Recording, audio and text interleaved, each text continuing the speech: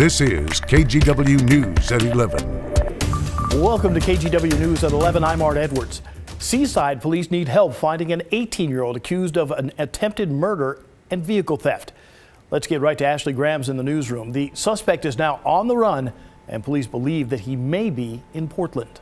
Right, Art. Police say the teen brutally assaulted someone in Seaside before leading police on a high-speed chase into Washington County. Now he's on the run, and he was last seen in Portland.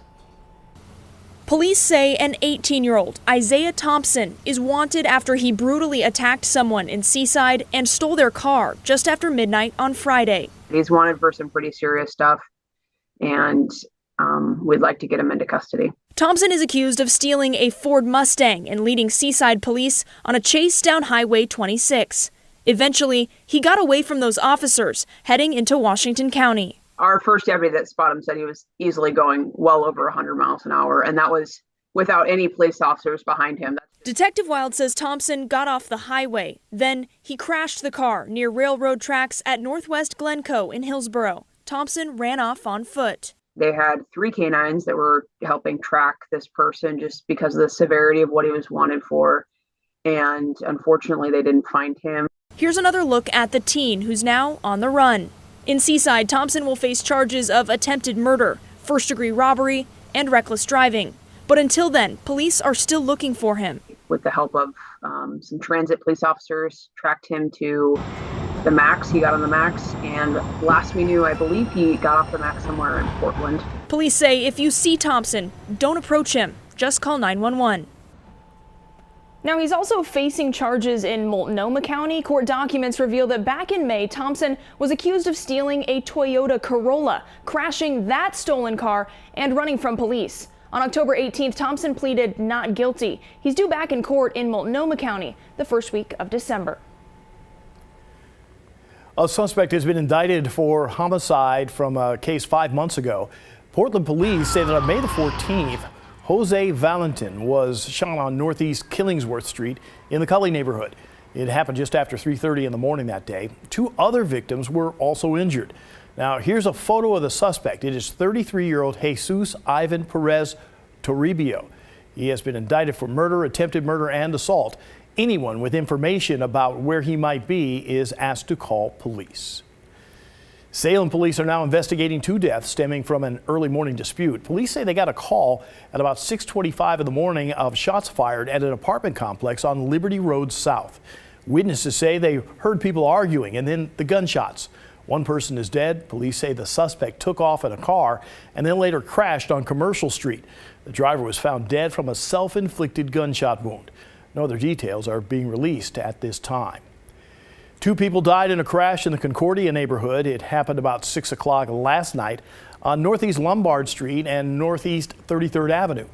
When officers and EMS got there, they found the adult driver and a passenger of an SUV dead at the scene. A pickup truck was also involved. That driver was detained by police. Police report that this is the 55th fatal traffic crash this year in Portland. The countdown continues today, and parents are growing increasingly concerned that teachers may strike in Oregon's largest school district. The concerns of the most affected will be vulnerable students. Thomas Schultz has the story.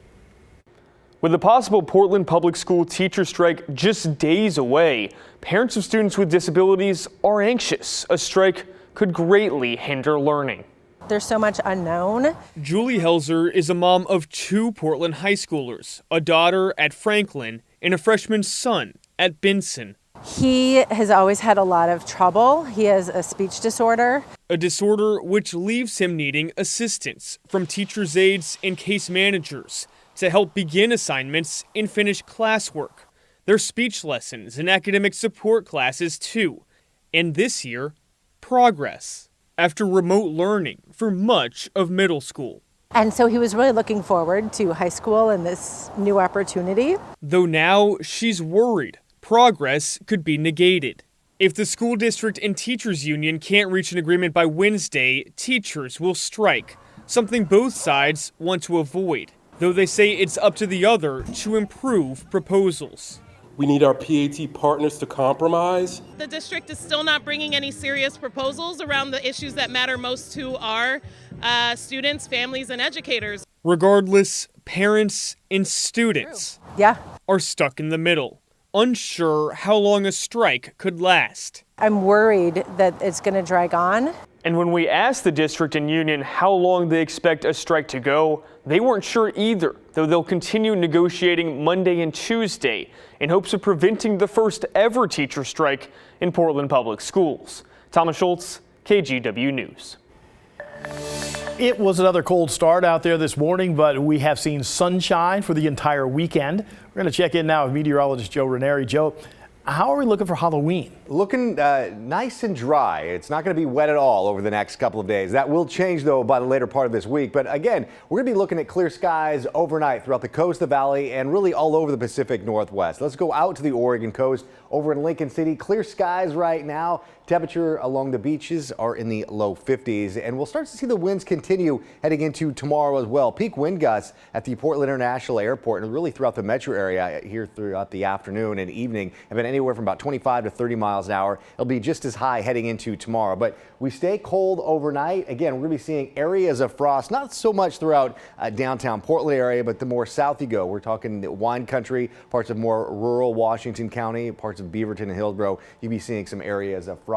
Tomorrow it's going to be another dry, sunny, and windy day. Again, heavy showers return by the later part of this week. And I am tracking more of an atmospheric river that arrives about a week from now. Next weekend, we could be definitely seeing some heavy downpours at times. But in the meantime, we're going to be seeing a ridge of high pressure heading into tomorrow. We do have increasing clouds that arrive late tomorrow night and into Tuesday, but really for the next couple of days, we're going to be seeing some, I'd say, pleasant conditions in terms of, the sunshine and the temperatures. Right now in downtown Portland, we're looking at temperatures in the low 40s, and a lot of us are going to be waking up to readings just above freezing in a few locations. And I'll talk more about what we can expect to see over the next couple of days in my detailed forecast. That's about 10 minutes from now. All right. Thank you, Joe. See you in a bit. The Earth's vital signs have gotten so bad that life on Earth is in jeopardy. That is the jaw-dropping announcement from climate scientists this week. China Green learned more about what they found and what this means for future generations. It's important for people to realize just how dire the situation is. Researchers at OSU, along with 10 others across the world, making a bold statement. It's the first time of the planet of the Earth that humans, or that a species in and of itself, is what is causing the change in the climate. Reporting without actions that address the root problem of humanity taking more from the earth than it can safely give, we're on our way to unbearable heat and shortages of food and fresh water. We are currently in uncharted territory. Jillian Gregg is among the researchers who just released the data. She says 20 of 35 planetary vital signs the authors use to track climate change are at record extremes, like the temperature of the ocean. For ocean, water has this really high heat capacity, so it's really hard to change the ocean temperature.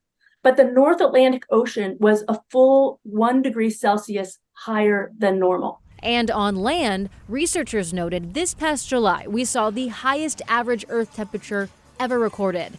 Do you know how old the Earth is? In return, Greg says we can expect more extreme temperatures, creating difficulty maintaining crops, and more wildfires, among other things, all catastrophic. We feel that it's our moral duty of scientists and our institutions to alert humanity of any potential climate threats. And to help figure out what's next. As we move forward, we need to really be focusing on policies. There's things individuals can do at their home, but we really need to have policies and policy makers in office that can create the policies that will lead us to a better situation in the future. Their recommendations? Phasing out fossil fuel subsidies, transitioning toward plant-based diets, scaling up forest protection efforts, and adopting international coal elimination and fossil fuel non-proliferation treaties. We need to think of the future, not even just of our children, just of ourselves. In Portland, China Green, KGW News. A new report shows that breast cancer rates among younger women are climbing. With October being National Breast Cancer Awareness Month, Kaiser Permanente wants to remind people about the importance of regular cancer screenings. Now, breast cancer is the most commonly diagnosed cancer among women. According to the CDC, breast cancer screening rates declined during the pandemic by as much as 87%. And right now, screenings remain below pre-pandemic rates. A Kaiser Permanente doctor we spoke with says breast cancer rates are increasing among women younger than 50. Recently, there's been more evidence that patients under 50, while it's still relatively rare to get diagnosed with cancer, cancer rates are starting to climb.